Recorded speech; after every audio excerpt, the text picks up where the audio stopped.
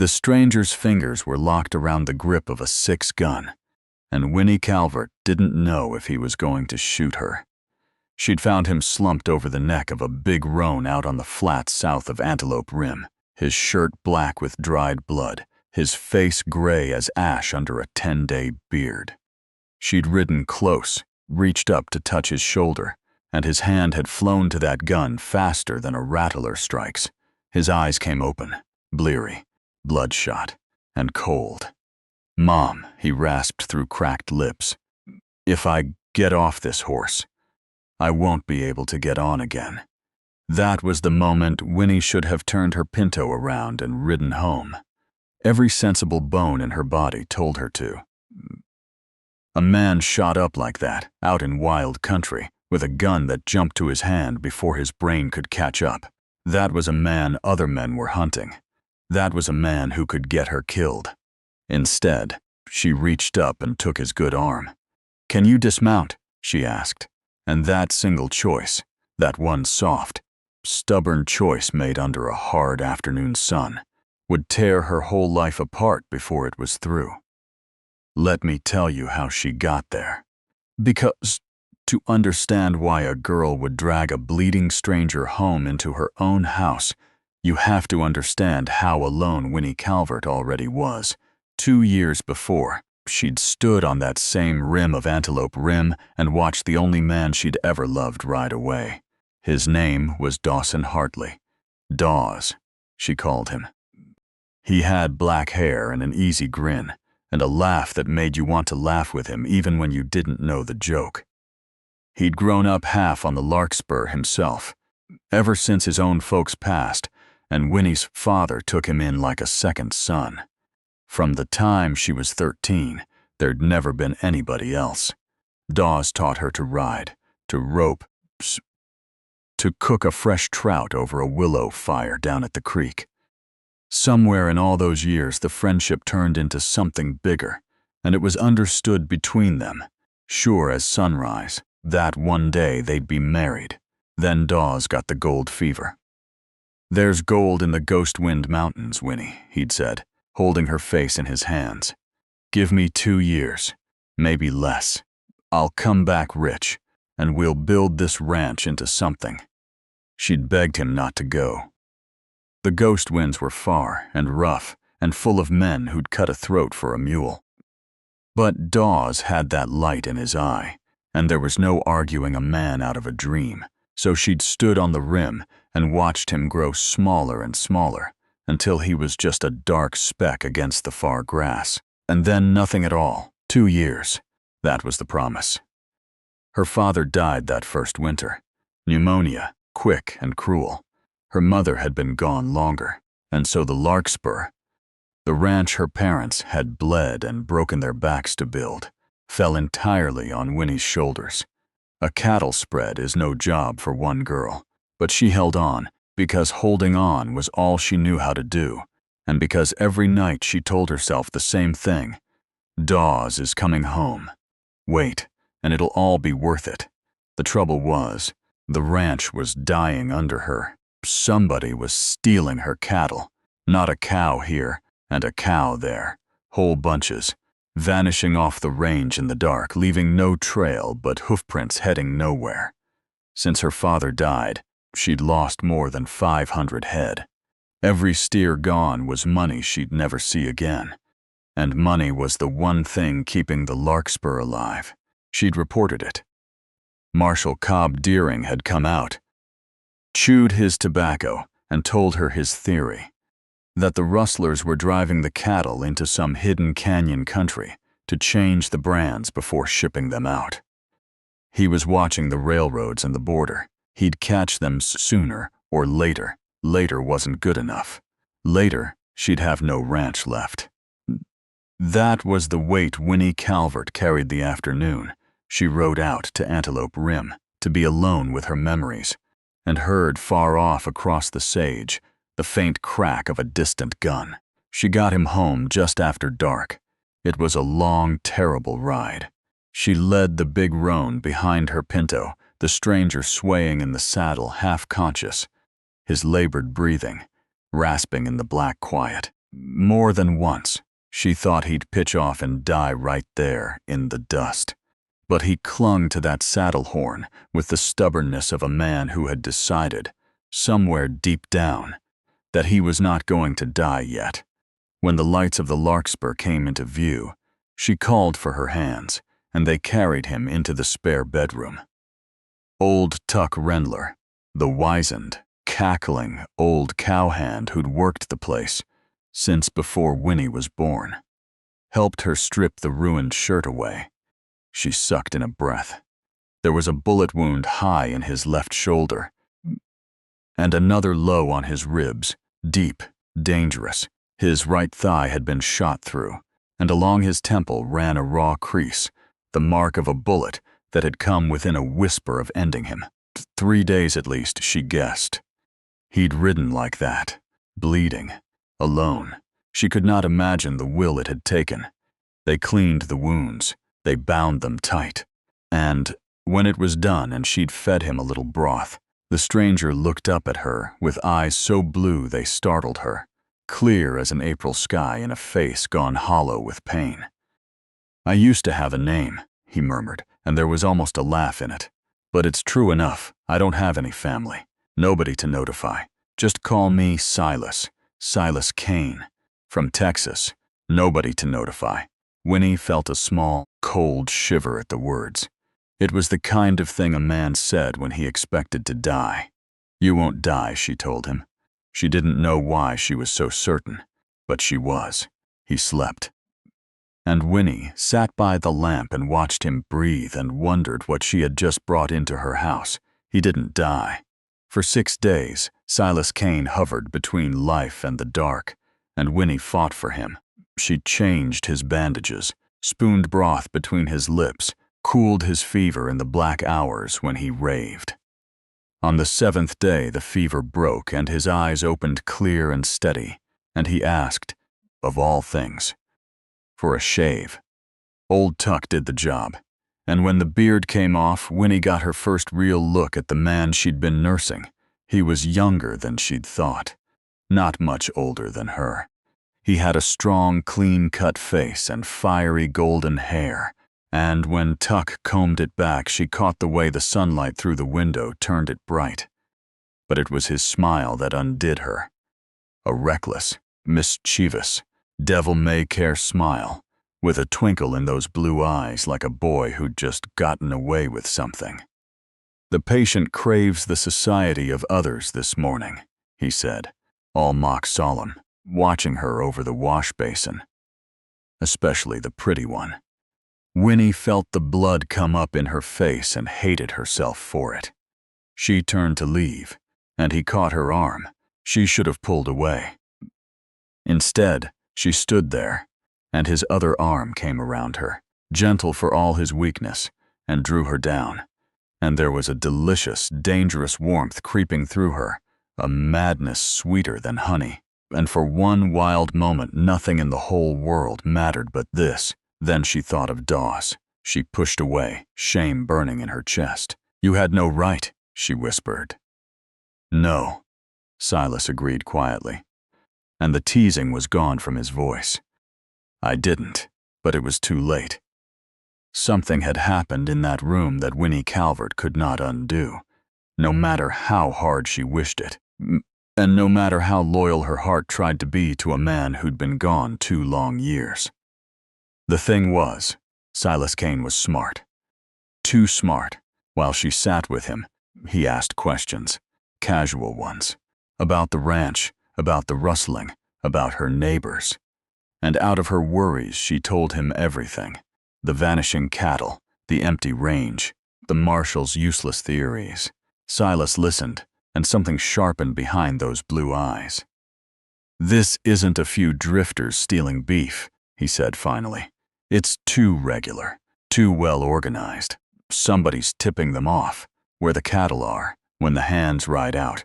Either you've got a man on the inside, or it's somebody local, somebody big." He paused. "Somebody who'd profit if you couldn't hold on." Winnie's throat went dry, because she knew exactly who profited. His name was Harlan Voss. Harlan Voss owned the Broken Spur, the biggest ranch in the county. He was a heavy, paunchy man in his 40s, all jowls and cold little eyes, and for years he'd been trying to buy the Larkspur out from under her. She always said no. The Larkspur wasn't for sale. It was home. The very day Silas first sat up in bed, Voss came to call. He sat in her parlor with his cigar and his oily smile, and he made his offer, the one he'd been circling toward for months. "I've been wanting this spread a long time, Winnie," he said. "Running a cattle ranch is no job for a woman. It takes a man, and you've been losing money, losing cattle. How long can you hold on?" "I'll hold on till Dawes comes back," she said. "He's coming back." Voss leaned forward and his cold eyes glittered. "Now look here. Maybe you don't want to run this shebang alone. So why should you have to?" He spread his fat hands. "Marry me, Winnie. I know I'm no young buck, but I'd give you everything. Servants. Trips east. The biggest ranch in the whole territory. The Larkspur and the Broken Spur, joined together, running as one. Nobody in Texas would touch us." His smile stretched wider. "Marry me, and I'll save your ranch." The words hit her like cold water. "I can't," she said, shaking her head. "This ranch is Dawes's as much as mine. He's coming home." Voss rose, hat in hand, and his voice went smooth and patient. The patience of a man who is certain he'll win in the end. "You think it over, Winnie. Take your time. That offer's good, and it'll be good for a while yet. You decide." And then he was gone, and Winnie collapsed into a chair. And something about the whole thing, the timing, the offer, the way Voss seemed so sure, turned her cold with a suspicion she couldn't yet put into words. It was Silas who put it into words for her. She'd said nothing to him about Voss's proposal. She was too ashamed. But 2 days later, as she brought him his broth, he set down the bowl and looked at her with those knowing blue eyes. "You haven't gone to Marshal Deering about me," he said. "Why?" Winnie's heart stopped. "Why? Why would I? You're no outlaw."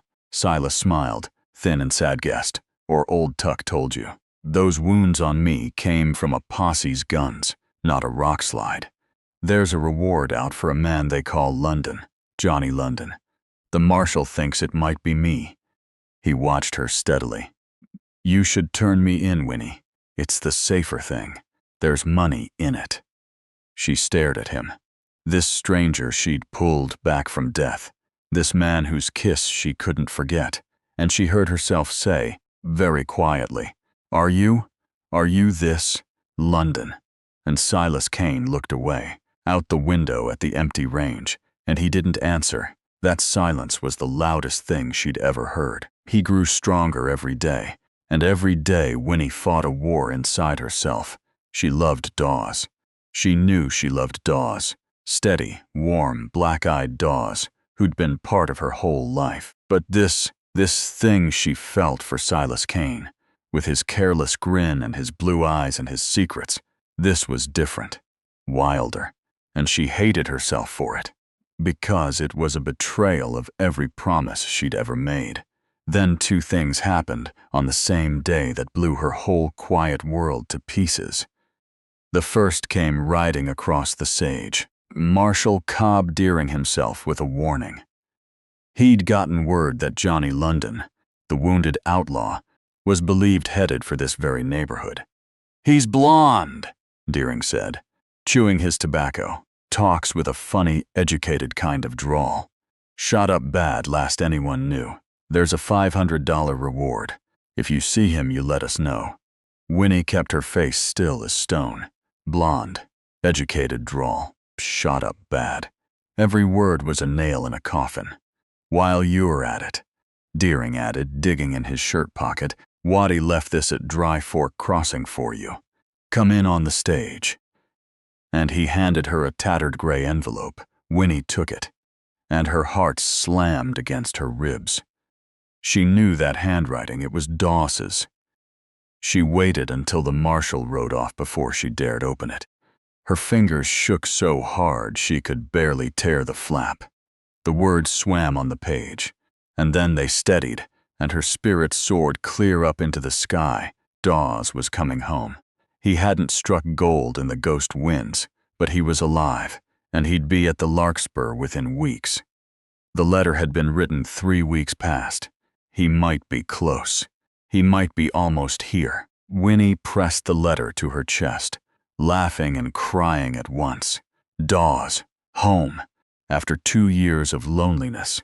Home, and then the joy curdled because she remembered the man lying in her spare room.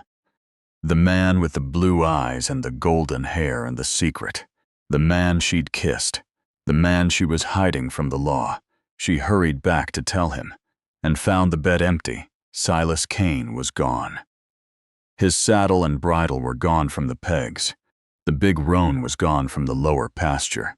He'd slipped away in the night, wounds and all, without a word of goodbye. And standing in that empty room, Winnie felt a hollowness open in her heart that she had no right to feel. The sharp, aching disappointment of a woman losing something she'd sworn wasn't even hers to lose. She might have grieved that quiet loss for days, but she never got the chance, because that same night a lathered horse came pounding into the Larkspur yard, and one of her hands, young Cassidy, half fell from the saddle with his hand clutched to his middle and blood running through his fingers. "They've burned the buildings," he gasped. "Whole bunch of them. Rode in out of the dark, set the fires, drove off the stock. 40 men near about cut me down before I could." He crumpled onto the porch, and Winnie caught him. And he died in her arms trying to finish the sentence. The Larkspur was burning. Everything her mother and father had built, everything she'd bled 2 years to hold, burning in the black night, while 40 riders drove her last cattle off into the hills. And Marshal Deering, when he rode up with a posse, had already made up his mind who was to blame. An outlaw named London, Voss's men were saying, gathering with the posse, faces hard in the firelight. "Been hiding in this neighborhood, brought his gang." "No," Winnie cried. "Silas isn't, Silas wouldn't," but she saw the looks they gave her, and she saw, standing back among the horsemen, tall and dusty and just arrived, a black-eyed man watching her, with a strange, distant hurt in his face. Dawes had come home.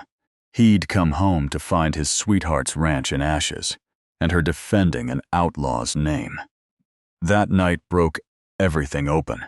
Dawes rode with her, away from the burning ranch, out toward Voss's broken spur, where the marshal was leading the posse. And in the dark, he asked her the question straight, the way he always did. "Do you love him, Winnie? This Silas, this London?" She couldn't lie to him. They'd never lied to each other, not once in all their lives. "I love you, Dawes," she said, her voice breaking. "I do. But yes, him too, not the same way. Oh, I'm so mixed up and confused inside." Dawes was quiet a long time, and then he said gently, "You'll have to decide, honey. You'll have to decide." Her heart, meanwhile, screamed a thing she wouldn't say aloud. He didn't do it. Silas didn't burn my ranch.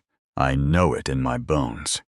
Because here was the truth she'd started to piece together, riding through that black night. Harlan Voss wanted the Larkspur.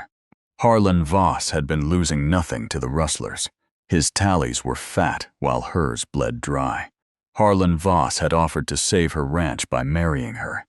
And now, the very night before he'd surely press for her answer, her ranch was gone, and a convenient stranger was being blamed. It fit too well. It fit like a key in a lock. And there was one man who'd figured it out before she had.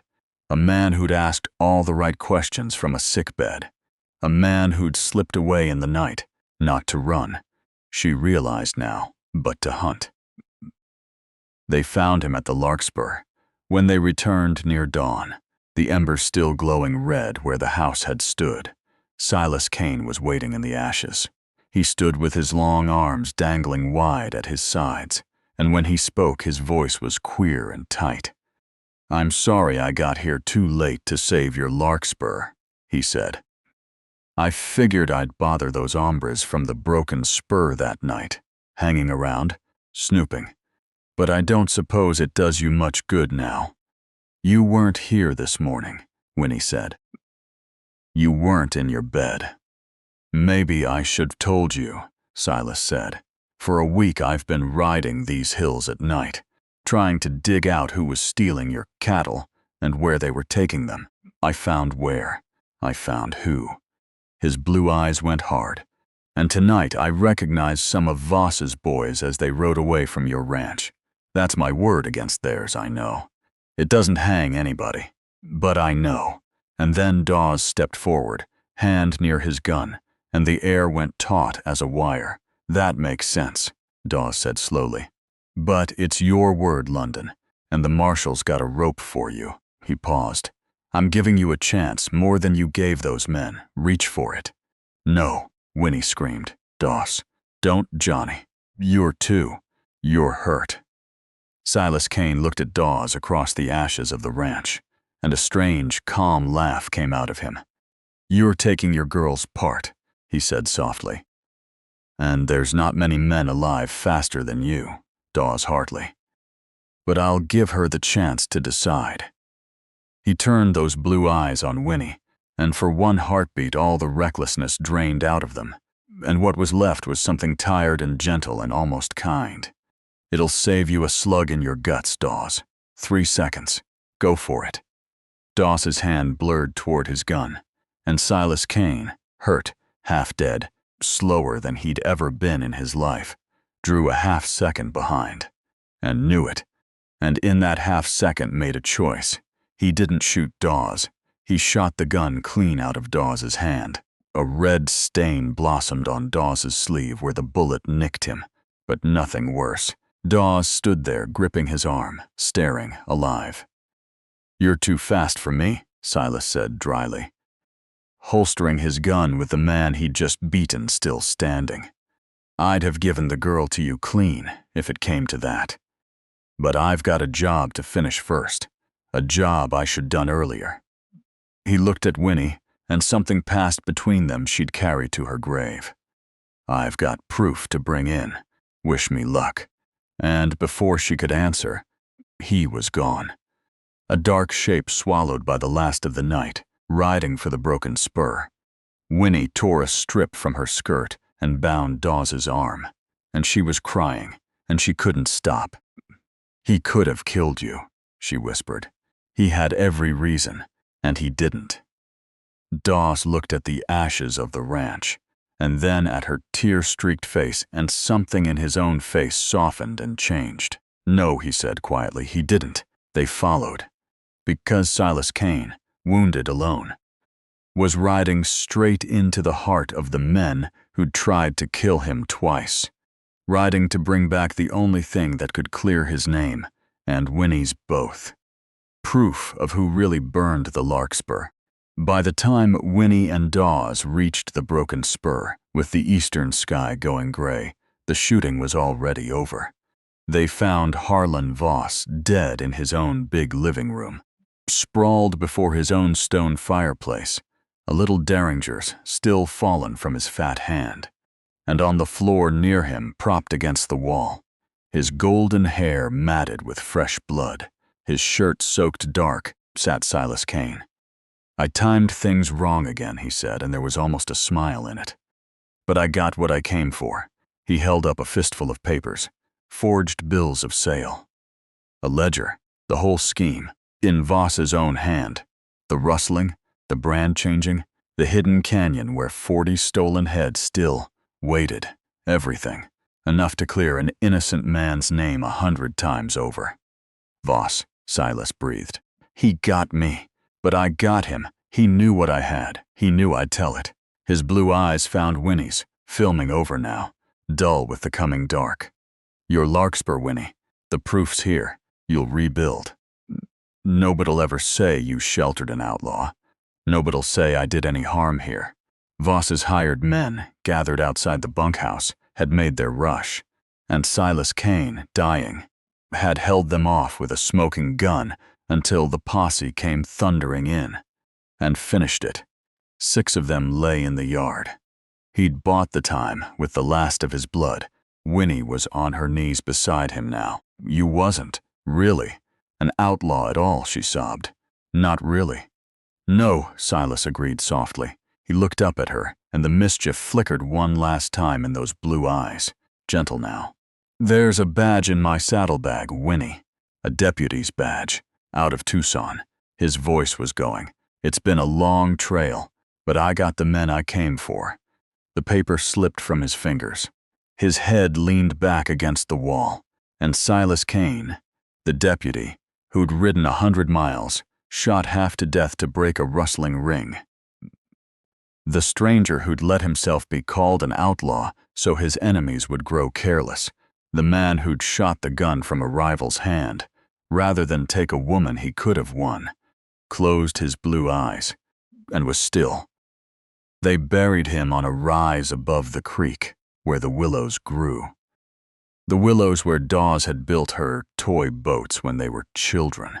Winnie stood between the 2 men who'd loved her, one of them alive, holding her hand, and one of them under the grass, who'd never hold anything again, and she understood, at last, the choice she'd never really had to make, because the man buried there had made it for her. He'd known she loved Dawes. Steady, warm, black-eyed Dawes, who'd waited 2 years and come home, who'd fought for her, who was hers. And Silas Kane, in the one clear moment when he could have taken everything, had chosen instead to give it back. He'd let Dawes win. He'd cleared her name and Dawes's future both, and then he'd ridden off to die doing his duty. And he'd never once asked her for anything but a little luck. He wasn't really like that, she said softly, looking at the grave. Like what they said. Like an outlaw. "I know, honey," Dawes said, and pulled her close. "I know what you mean. He wasn't there at all at the end. Not for himself. Only for us." The morning sun caught his golden hair one last time in her memory, turning the whole graveside air to 1,000 sparks of light. And then Winnie Calvert turned away, into the arms of the man she was going to marry, and did not look back. The larkspur would rise again from its ashes. The stolen cattle would come home. And every spring, for the rest of her long life, she would ride out to that rise above the creek and lay wild larkspur on a grave. And remember the wounded stranger who rode in with no name, and the secret worth more than any fortune he'd carried to the end. That a man could love a woman enough to lose her, and smile while he did it.